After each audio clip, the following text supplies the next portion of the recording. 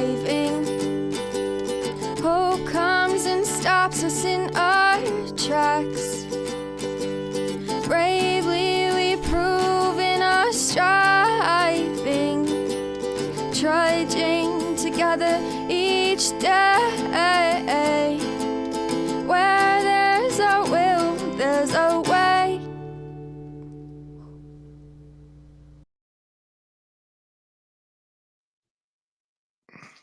Good morning again. It's still Monday. Going live a second time. Usually I have a sponsee at this time, but sent me a message this morning. I got to meet with my lawyer because I got court tomorrow.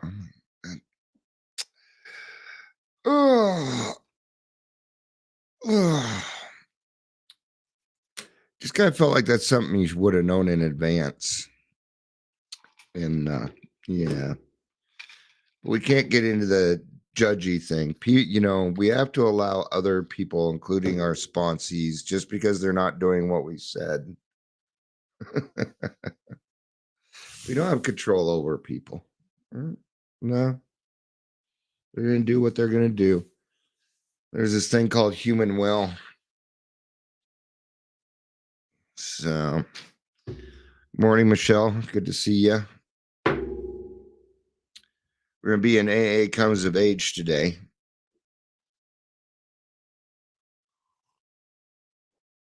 Hi, Amber. Hello, Heather. Good to see you both. Heather says hello. Good afternoon here in the 313. That'd be your area code. Right. Amber says hell fucking ho. Or hello.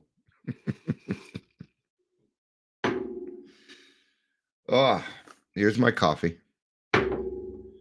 Here's my very little soda that I get to drink. And here's my water. All right. I told you I got a drinking problem. That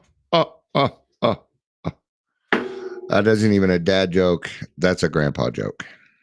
I don't do dad jokes. I do grandpa jokes. Just like, yeah. A lot of times I'm in my pajama bottoms. Be like, why are you in your pajamas? I'm like, these are drumming pants. Of course, I haven't sat down behind my drums. Went to a band practice the other day, and guy playing drums, he was wearing sweats. I'm like, see? Drumming pants.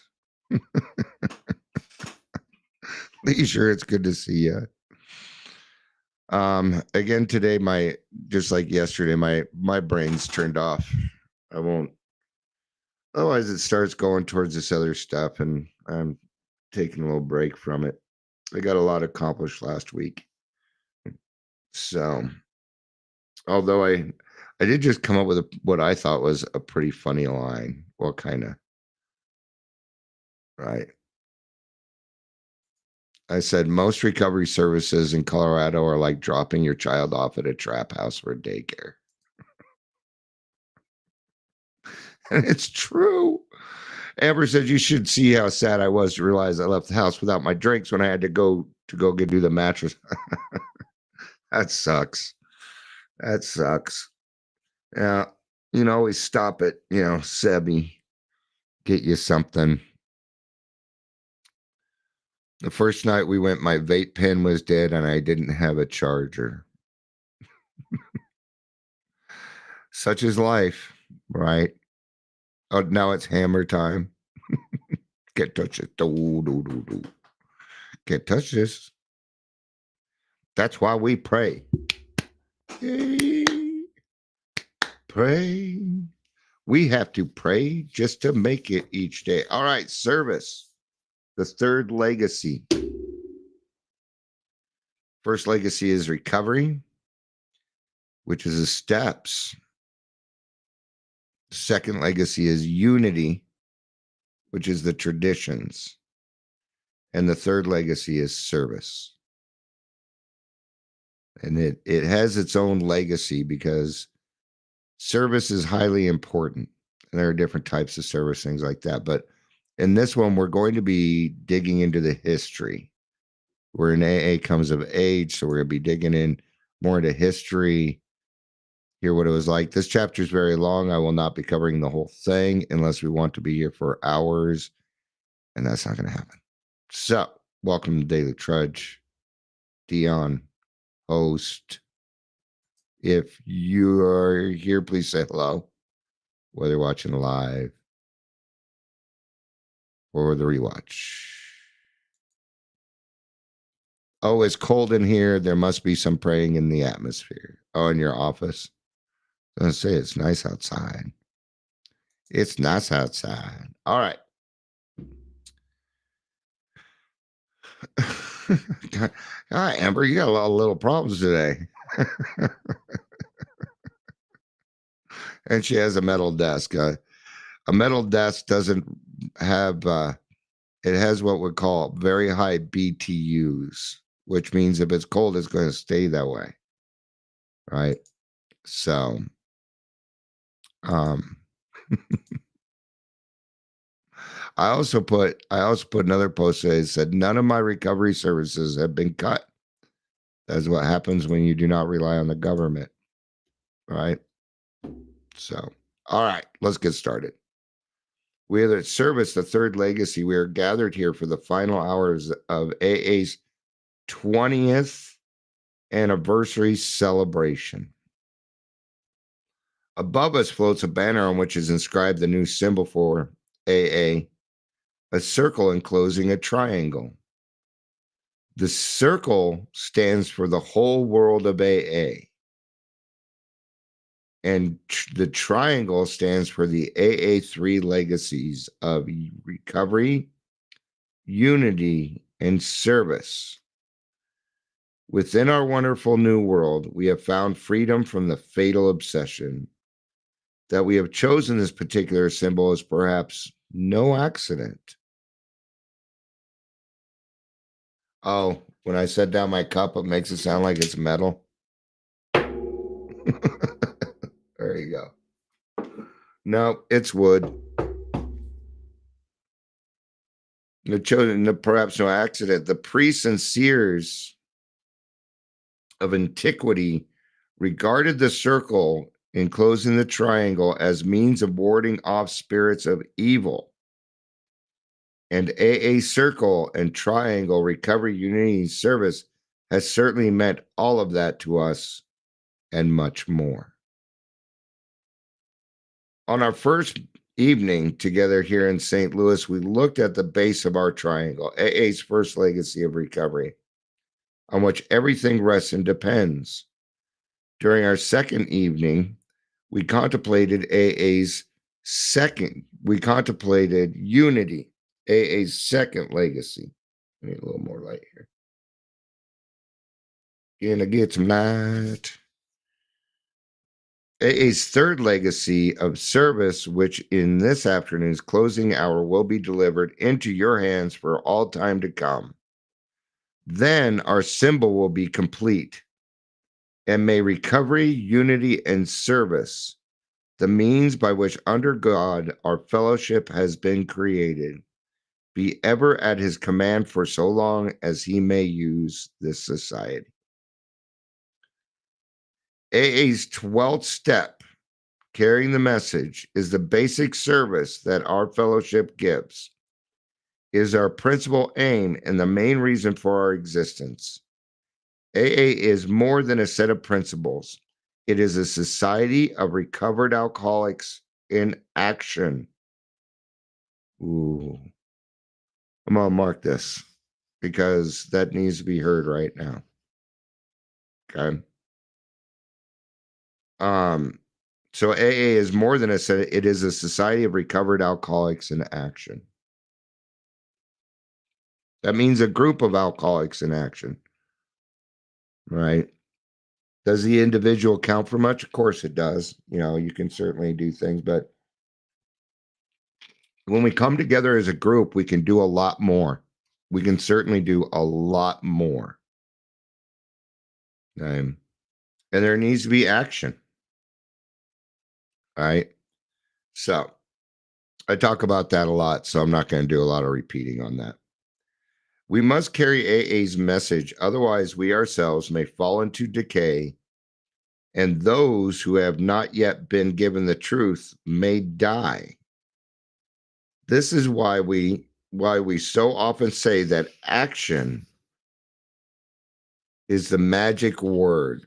Action to carry AA's message is therefore the heart of the third legacy of service. So the heart of AA service is action.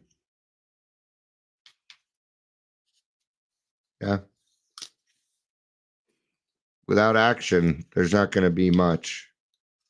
You know, I've been listening to somebody try to do all these different things, and you cannot act your way into being spiritual. You can't do it. You cannot fake your way into being spiritual. You can fake it till you make it, but it'll be fake, right? And what are the actions? Well, working with other people. And we do that a lot of different ways, right? Yeah. Now, we have to remember that alcoholics need to come first. Yeah, I know. Because when we talk about service work, if you're just helping the old lady next door take out her trash or do certain things, what we call that is being a good neighbor. That's not AA service work. No. Are you getting out of yourself? Yeah, absolutely. And good job, man. Good job. At the same time, I kind of see that as a responsibility. If I spot it, it's kind of my problem. Am I going to let that person suffer? Okay, so we need to take action. What's the one way that we should take action? When there's a newcomer in the meeting and they don't have a sponsor, go up and offer to sponsor them. Waiting for them to ask you is not an action. That is inaction. And the next person I hear whine about the fact that nobody is asking them to sponsor is probably going to hear it from me. Leisure says, I would look at it as service. Okay. But it ain't going to keep you sober. Only working with another alcoholic is going to continue to keep you sober. Yeah. And we can look at it however we need to. It's kind of like, when I work with a recovery coach or a peer support specialist, one of the things that I ask is, are you sponsoring people? No, I've got too many clients. No, you're off the table. You're done. If the answer is no, then the answer is no. I'm not going to work with you. I'm not going to help you. Because if you're not sponsoring, you're not working the program. And it doesn't matter which program it is out there. Sponsorship is kind of one of the main things for almost every single program out there that I know. Helping one person find what it is that you found. Carrying the AA message. Yet some of us are still a bit confused about AA's third legacy. We still ask, just what is this third legacy business anyhow? And just how much territory does service action take in? The answer is simple. An AA service is anything, whatever, that legitimately helps us to reach fellow sufferers. As we have seen, the 12th step call is the greatest of AA service, but the publicity that caused the prospect to get in touch with us, the card we wrote in, the gasoline we paid for, and the cups of coffee we brought them, all of these aids were necessary to make our call possible and effective. And this is only the start. Our service involves meeting places, hospital cooperation, intergroup offices, and pamphlets and books. Services can require committee, delegates, trustees, and conferences. They include small voluntary money contributions so that the group, the area, and AA as a whole can function. They range all the way from the cup of coffee to the AA's General Service Headquarters for national and international action. The sum of all these services is AA's third legacy.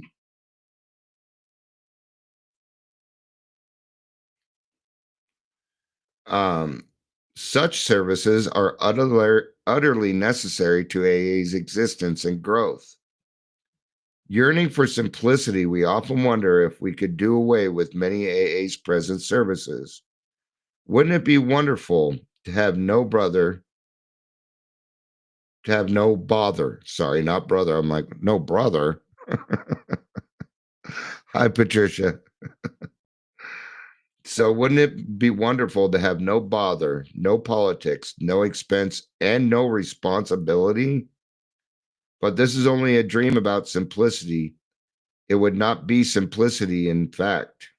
But this is only a dream about simplicity, and it would not be simplicity, in fact. Without its essential services, AA would soon become a formless, confused, and irresponsible anarchy. Regarding any particular service, we need to ask one question: is this or that service really needed? Here's one. Here's a service I wonder if AA really needs: Bridge the Gap. Do we really need it? Because it's a very hands-off program. You're not even supposed to 12-step them or anything. You pick them up from treatment and you take them home. It's not really needed. There's plenty of people out there that'll transport and do this. Now, if we're picking them up saying, hey, do you need a sponsor? Can I help you out? What can I do for you? Okay, but it's very hands-off. Well, that's not how we work, man. What are we trying to do in that situation? Okay, first of all, they're working with the wrong gap. The gap that needs to be worked on is the time between detox and treatment, or between detox and other places. Bridge the Gap should start at detox, not treatment. That's the way I kind of see it. It would be a much more effective program, much more. Okay. Now, in order for this to happen, we need to make 12th step work possible. And that's where Colorado is kind of lacking. Oh, we have Night Watch. Yeah, but nobody's calling the darn phone number. See, when I signed up to take over the phones, I sat at home and your phone rings and rings and rings and rings and ring. You get like 3, 4, 5 phone calls. Now we gather in a group for Night Watch because otherwise it's boring because the phone ain't ringing. Right? So there was one particular detox. I've been trying to get them to call the AA hotline. The executive director just refused. He refused. He kept saying he was going to do it. All right. And, but he's been fired. I'm going, they're just handing a shit. Why not try and make their job easier? That's really all I'm trying to do in the public right now is make everybody's job easier because they're running around like chickens with their head cut off. I had a great conversation about this yesterday with one of my friends, and he's in management and he's having to go to part-time for 3 months. Right? So he's going to have to supplement his income. Now his job isn't cut. No. And he's rolling with it. He's not whining about it. He's not complaining. He's taking action. And I can appreciate that. I feel bad for this. I'm like, maybe I could help you DoorDash. My kids know the ins and out of DoorDash. They're managers for a bunch of delivery places. And, because he was thinking about doing tech sales and things like that. He's like, that's, I did get back into tech sales. We didn't cover this part, but it might be a little difficult for him. See, I did most of my sales while I was drinking. And now whenever I try and do sales in a setting like that, like with what Amber runs, she runs a little sales office and they sell a printer toner. Pretty straightforward product. With that, I would imagine it's more customer service than it is anything else. But I would flip out. I'd freak out. I'm not capable of doing those things anymore. And I was a madman. I dial 100 phone numbers easily in an hour. Right? Come on.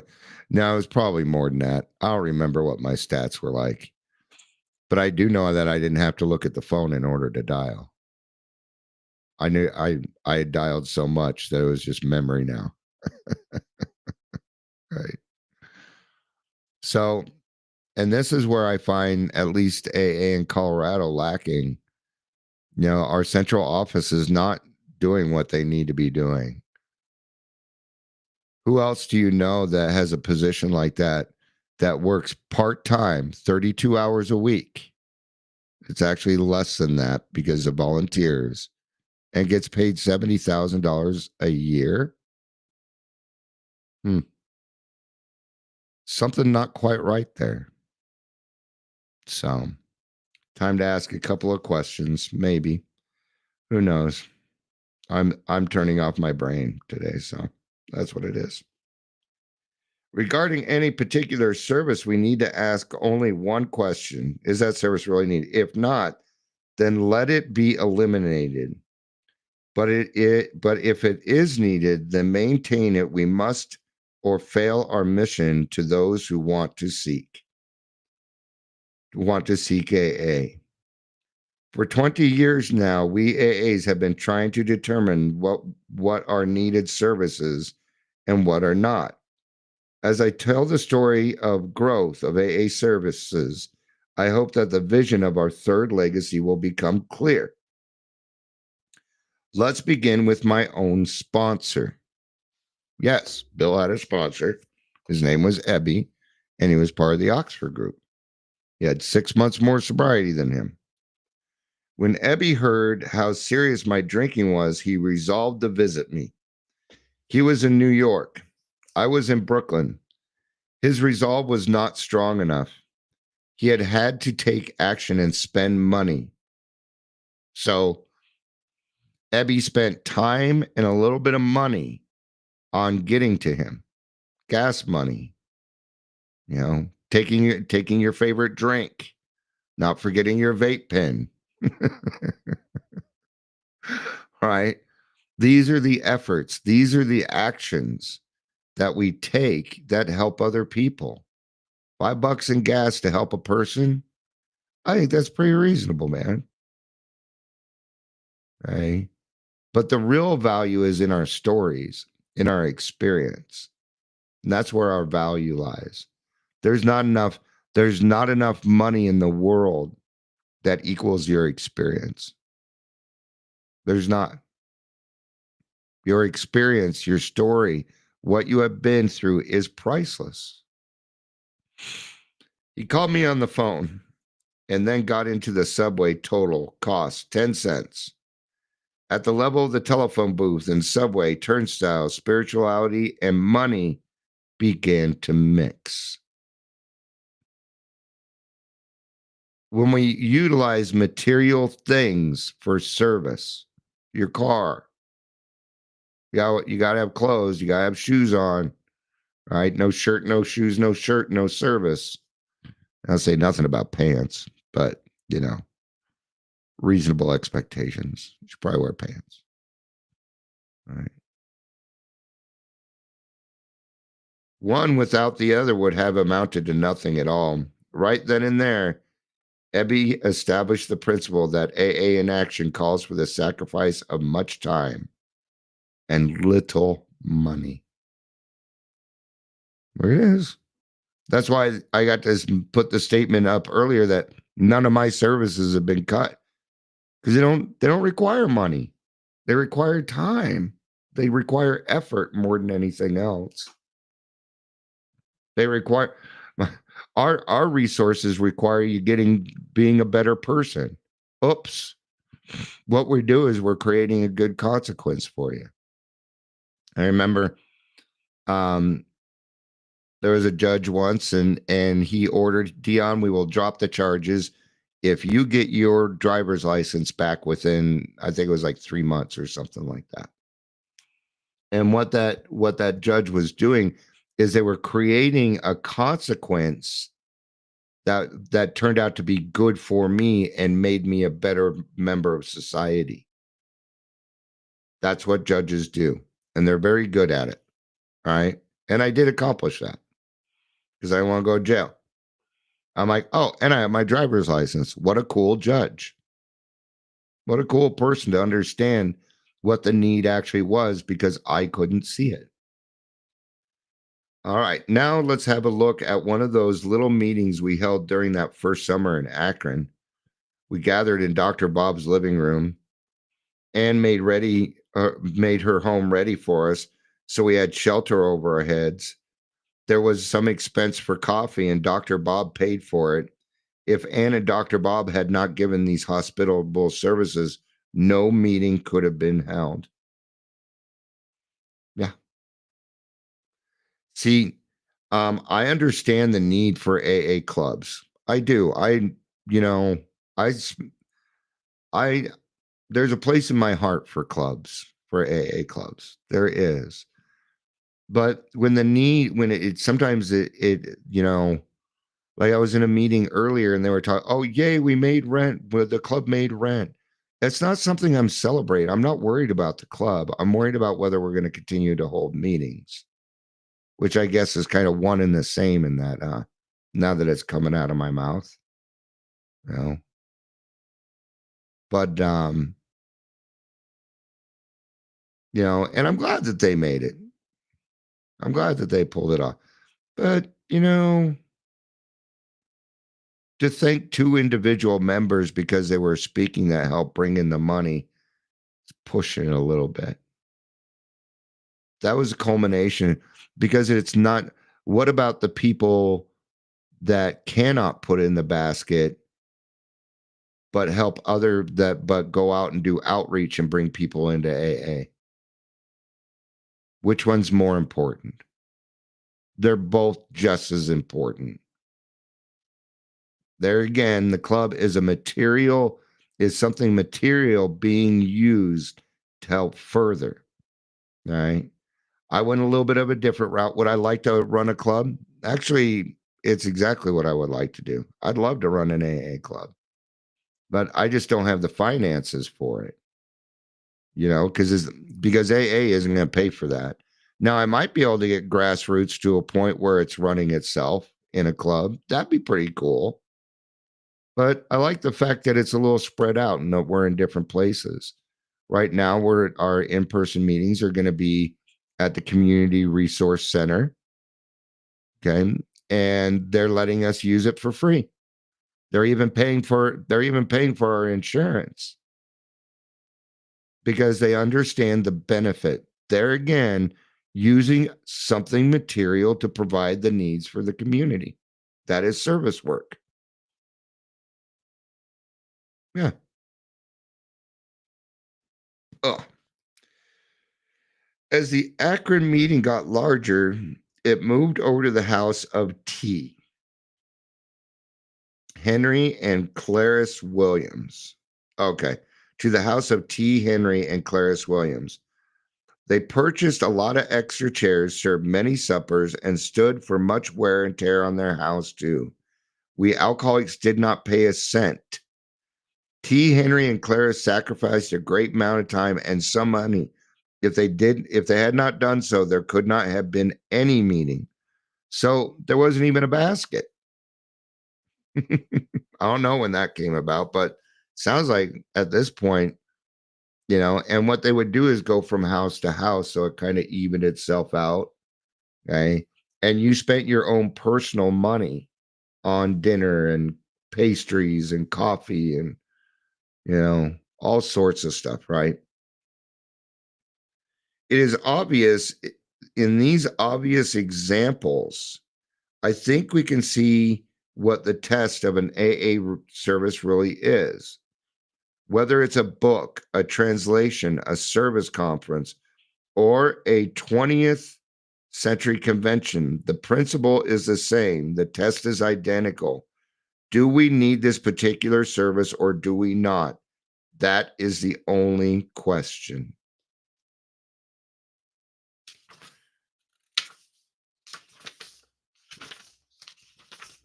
Seeing if there's, yeah. See, I told you it's very, very long. Let's see if we can get, all right, let's just continue on with this one. Where was it? Okay.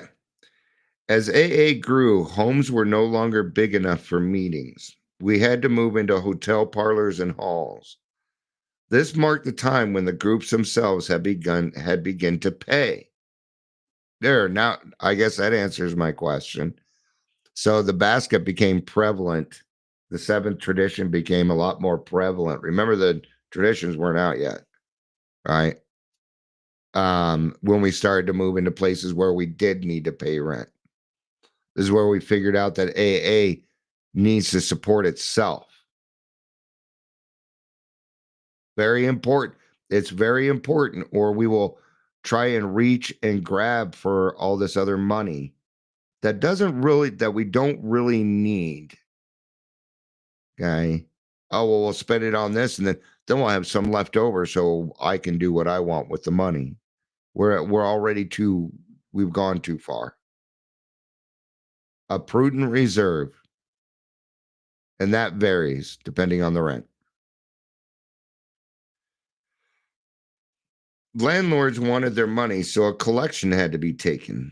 These collections were voluntary, but great cries went up nevertheless. AA was not supposed to cost anything, it was said. We cannot mix this great spiritual idea with landlords' commercialism. But the landlords were not impressed. We had to pay or get out. Yeah. Self-supporting. We're supposed to be working members of society again. Yeah.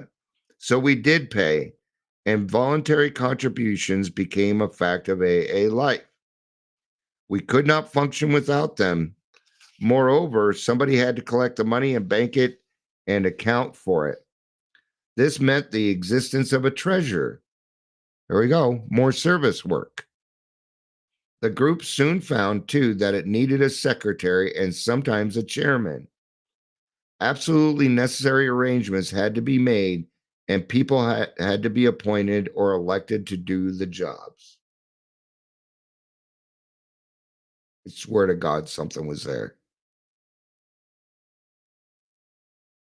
Maybe it was the lights or something. No, I can't see that far. There was somebody sitting on my speaker right here.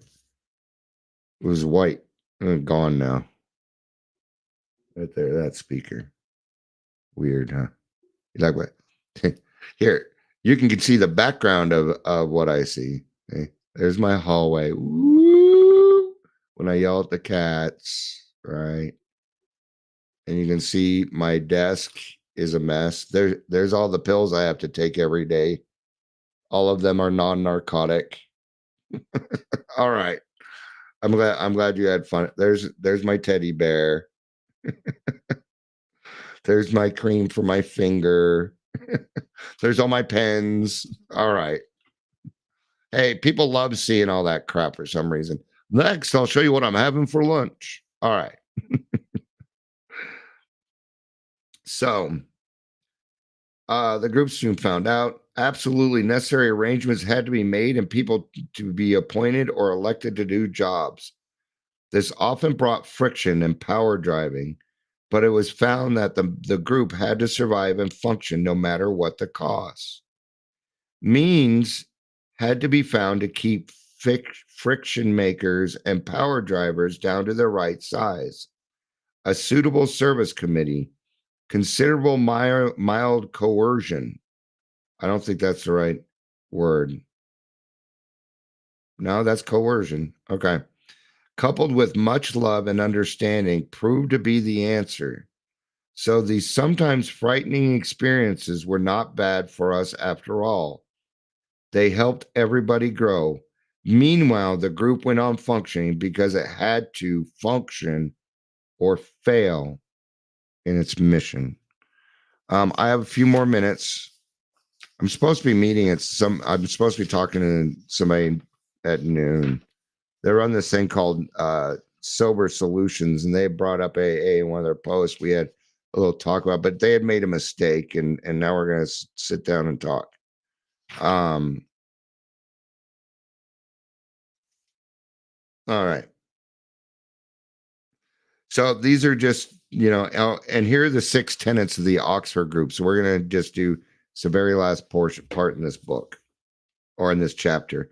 Since Ebby's visit to me in the fall of 1934, we had gradually evolved what we called the word of mouth program. Most of the basic ideas had come from the Oxford groups, William James and Dr. Silkworth. Though subject to considerable variations, it all boiled down into pretty consistent procedure which comprised 6 steps. These were approximately as follows. 1, we admitted that we were licked, that we were powerless over alcohol. 2, we made a moral inventory of our defects or sins. 3, we confessed our shortcomings with another person in confidence. 4, we made restitution to all those we had harmed by our drinking. 5, we tried to help other alcoholics with no thought of reward in money or prestige. 6, we prayed to whatever God we thought there was for power to practice these precepts. And those are the Oxford group tenets. This was the substance of what by the fall of 1938 we're telling newcomers. Several of the Oxford group's other ideas and attitudes had been definitely rejected, including any which would involve us in theological controversy. In important matters, there was still it just ends. Considerable disagreement between the Eastern and Midwestern viewpoints. Right. So there are some things that, because the Oxford groups are Christian based, they follow the Bible. They follow the Bible, right? AA is spiritual, where we invite every type of religion in. It's all welcome. Any form of spirituality, including atheist and agnostic. Right. And that was a raising the bottom to where it would hit somebody. See, the main difference between AA and most of the other programs, we meet people where they're at. It's what we do. We're also the only program with a 24-hour hotline. No, that is not a corporation. So, all right. Thank you, everybody, for being here. I hope we learned a few things today. I know that I did. When you become a recovered alcoholic, knowledge is power again. It is. Knowledge and experience are the power that I use to have depth and weight to help other people realize that maybe, just maybe, they might be an alcoholic. Thank you, everybody, for being here. Leisure says, dog be with you. It's just our funny way of saying God around here sometimes. Thank you, everybody, for being here. I appreciate it. I love you. You know I do. Peace out and have a day.